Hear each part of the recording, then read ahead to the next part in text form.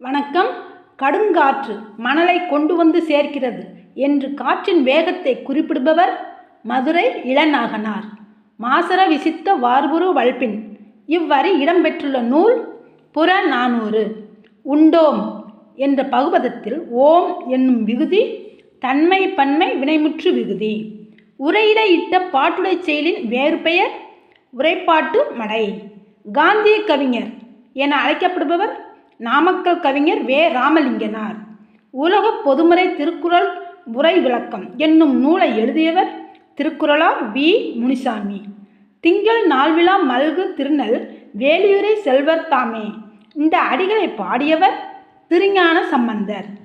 தமிழ் மக்களிடம் 36 வகையான முரசுகள் வழக்கத்தில் இருந்ததாக குறிப்பிடும் நூல் சிலப்பதிகாரம். மாக்கண் முரசம் என்று குறிப்பிடும் நூல் மதுரை காஞ்சி. நன்றி.